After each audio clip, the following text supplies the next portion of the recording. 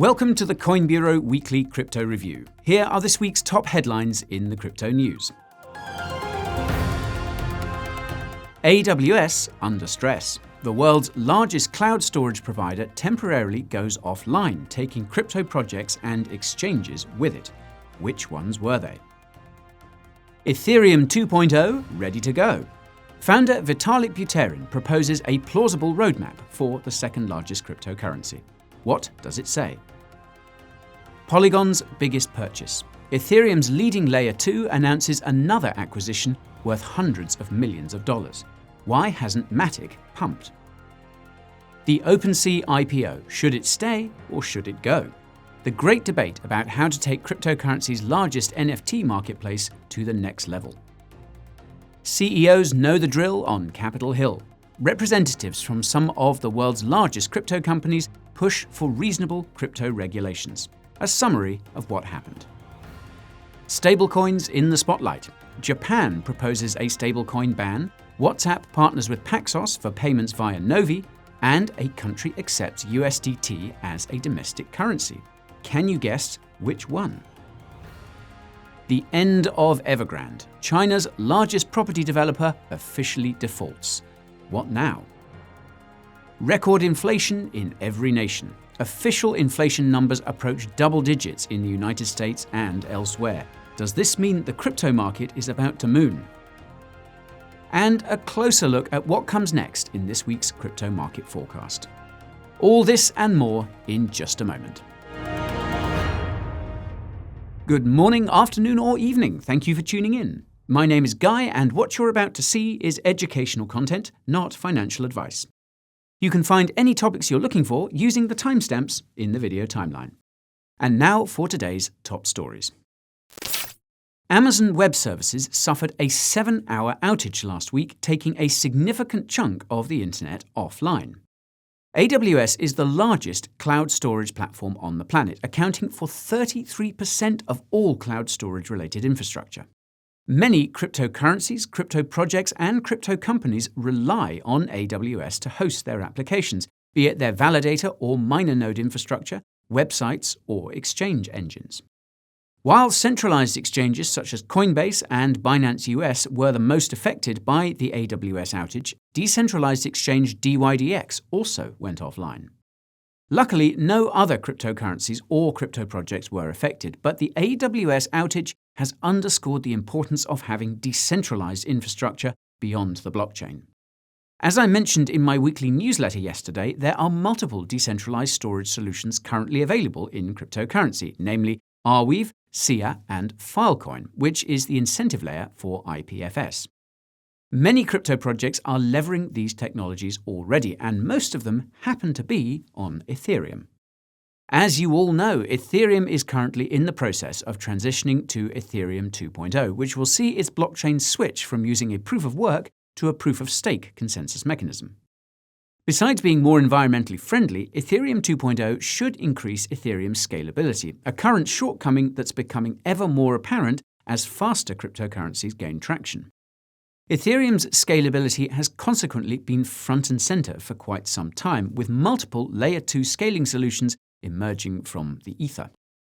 Ethereum founder Vitalik Buterin has been actively supporting these Layer 2s while simultaneously seeking out the ways in which Ethereum's base blockchain could scale. This was the focus of Vitalik's latest blog post titled Endgame, which details a, quote, plausible roadmap for how Ethereum could achieve scalability without sacrificing decentralization or security. According to Vitalik, this can be achieved by introducing a second set of participants which validate blocks produced by block producers, combining zero-knowledge proofs with this block verification process, allowing for easy block verification and adding transaction channels.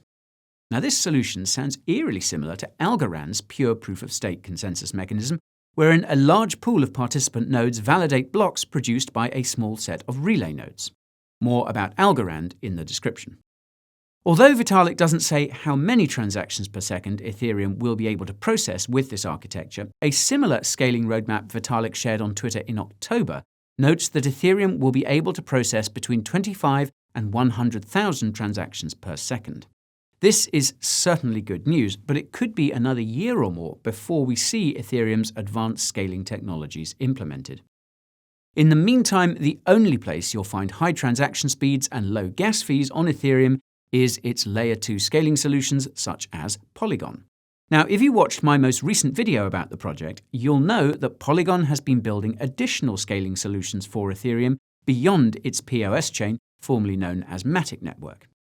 Most of these scaling solutions leverage zero-knowledge proofs, and in August, Polygon allocated $1 billion in Matic to its zero-knowledge expansion. During last week's ZK Sync event, Polygon announced that it had purchased another zero-knowledge startup called Mir for $400 million. This dwarfs Polygon's previous merger with zero-knowledge crypto project Hermes for $250 million.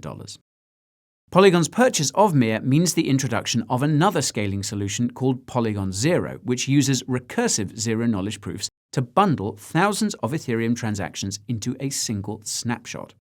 Now, this calls to mind Mina Protocol, another crypto project that uses recursive zero-knowledge proofs to compress the size of its entire blockchain into 22 kilobytes. More about Mina Protocol in the description. Now, even though Polygon's purchase of Mir was met with a lot of fanfare, there seems to be no trace of a pump in Matic's price action. This is fundamentally because Polygon's massive purchases are being paid for in Matic tokens.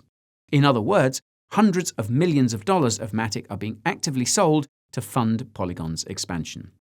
This sell pressure is suppressing Matic's price action in the short term, but it should lead to bigger gains in the long term, assuming Polygon can deliver on its promises. Given the amazing adoption Polygon has seen so far, there is little doubt that its ambitious milestones will be met. One of the more prolific projects that adopted Polygon is Opensea, Ethereum's largest NFT marketplace.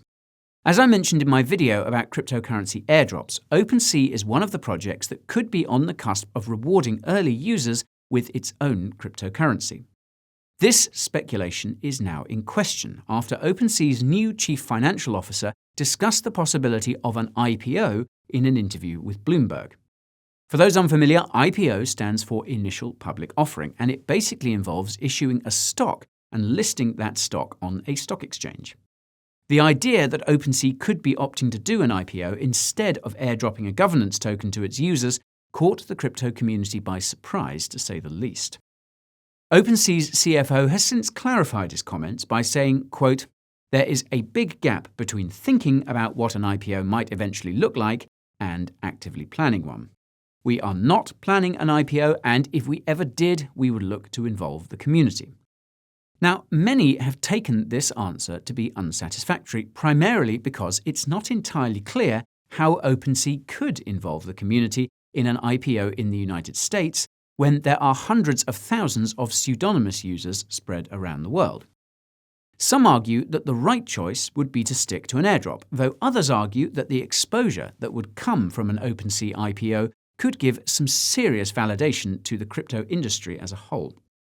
Besides the fact that this would give little to no voice to the Opensea community, ESG-aligned investors could begin to steer Opensea and other publicly traded crypto companies away from the core values of cryptocurrency.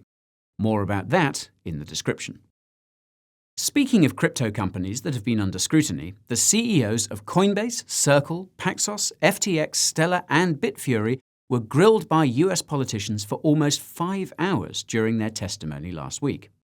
As one of these politicians pointed out, they were hoping to see the Coinbase Global CEO in the hot seat, but only Coinbase Inc. CEO Alicia Haas was in attendance. Tether was also supposed to be represented at the hearing, though its various companies and overlapping constituents were nowhere to be found. Much of the hearing centered around a paper published by the President's Working Group on Financial Markets, which I covered in another video. This report made a series of regulatory recommendations about stablecoins and cryptocurrencies and noted that the PWG would step in to play the enforcer role if politicians didn't act in a timely manner. The hearing, which happened last week, seems to be one of the many steps politicians plan on taking to address cryptocurrency regulation in accordance with the PWG's recommendations. I'll be doing an in-depth video about what was said by all these crypto CEOs and what it means for the crypto market later this week. So all I'll say for now is that the primary concern of politicians is that the US dollar remains the global reserve currency at all costs. As I mentioned in last week's crypto review, many officials and regulators around the world see cryptocurrency and especially Bitcoin as a threat to fiat currencies, and rightfully so. I mean, that's what Bitcoin was designed to be. The thing is that politicians are aware that they cannot throw the baby out with the bathwater. US-denominated stablecoins exist because of other cryptocurrencies, primarily Bitcoin. Their abundance and reach also depends on the cryptocurrencies associated with the blockchains they live in, such as Ethereum's ETH and Solana's Sol.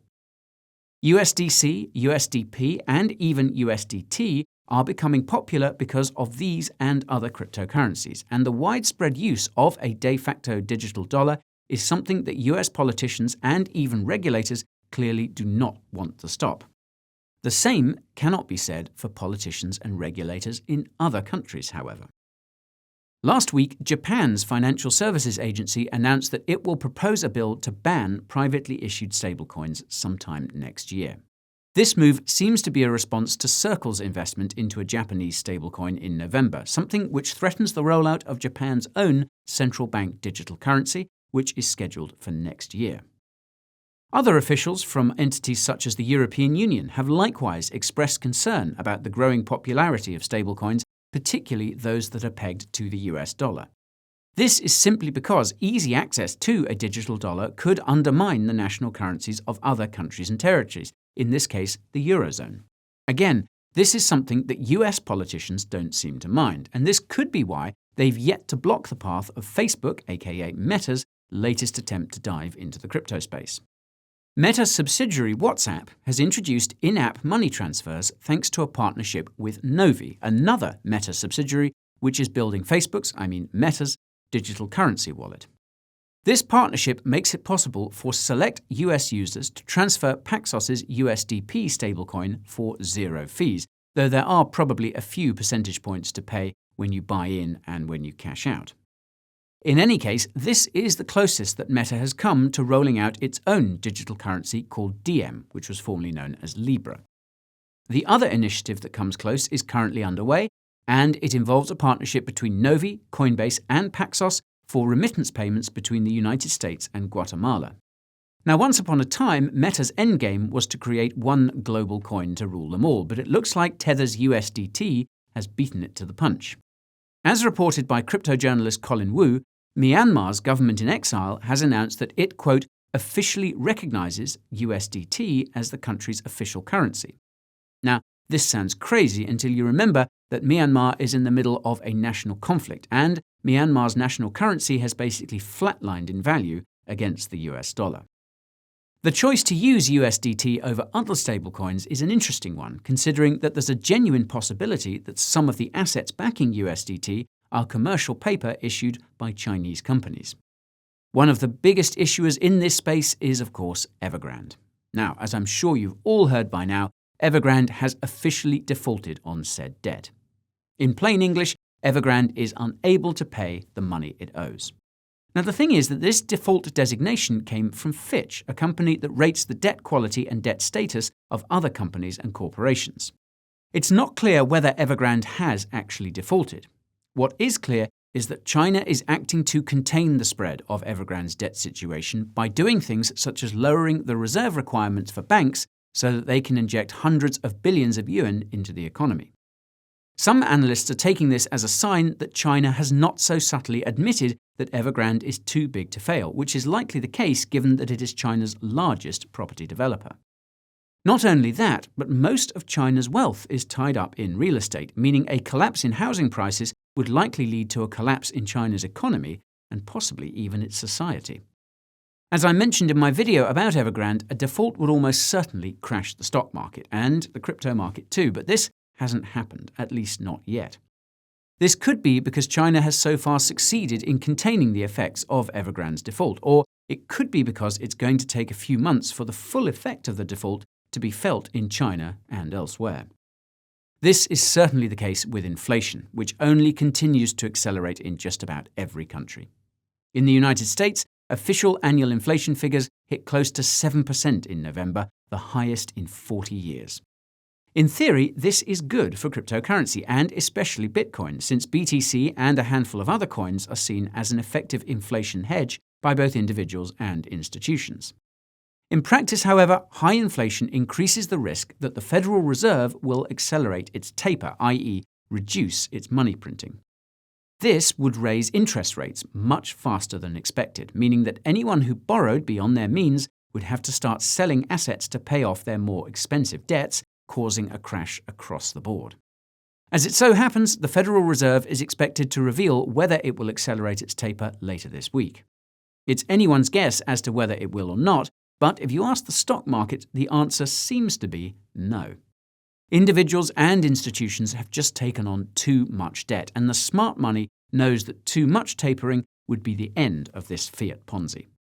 That's why the Federal Reserve is preparing to make yet another adjustment to the Consumer Price Index in January, which could see inflation begin to decline or mysteriously disappear altogether. Now, I'll be doing a video about the CPI soon, and trust me when I say that it's a video you won't want to miss. Turning to the charts, we can see that it's been another bloody week in the crypto market. However, Bitcoin's fundamentals and technicals suggest that a reversal is fast approaching. For starters, there's the Bitcoin hash rate, which recently bounced back to new all-time highs and continues to rise. Now, a high hash rate has historically correlated with high price. Next, we have the balance of BTC on exchanges, which recently hit a 3-year low and continues to fall. Less BTC on exchanges means investors are buying the dip, not selling. BTC dominance is also ticking up after falling below 40%. This could be a sign that the smart money is getting ready for a BTC rally.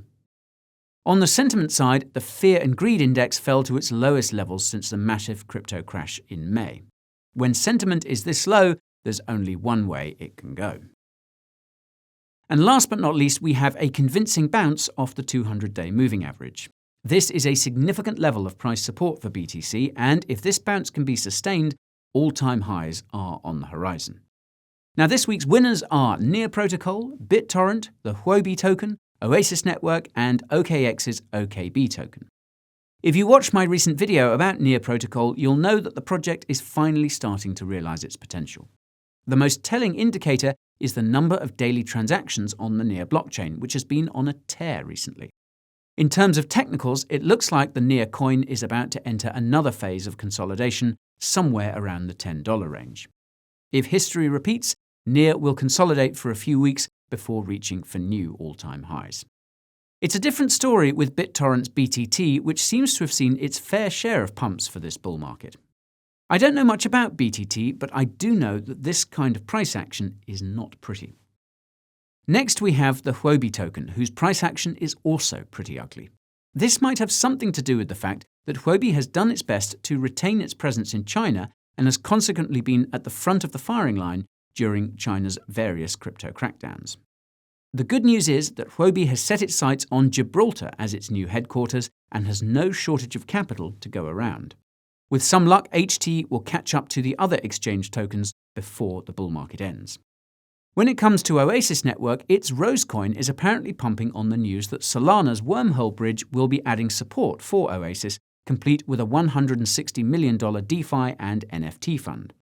Rose hasn't quite rallied yet, and its price action suggests that its current pump could be short-lived.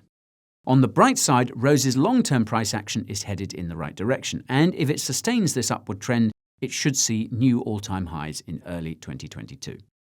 And lastly, we have OKX's OKB token, which has been making the winners list every week, it seems. As such, it's important to reiterate that the fate of exchange tokens is tied to the moves their respective exchanges do or do not make. This means that there's not much point to doing technical analysis on exchange tokens, but I will say that OKB is looking strong on the long-term price charts. You can learn more about the pros and cons of exchange tokens by checking out my video about them in the description. And that's all for today's Coin Bureau Weekly Crypto Review. If you enjoyed it, you know what to do. Hit that like button, subscribe button, and bell icon too. If you want more of me, head on over to Twitter, TikTok, and Instagram to get a sneak peek behind the scenes. If you join my Telegram channel, you'll get the daily crypto updates you crave, and signing up for my weekly newsletter is a great way to get the tools, tips, and tricks you need to get paid. And of course, you can support the channel by heading over to the Coin Bureau merch store and picking up a shirt or hoodie or both. Links to all these resources are in the description. Thank you so much for watching, and I'll see you all in next week's episode.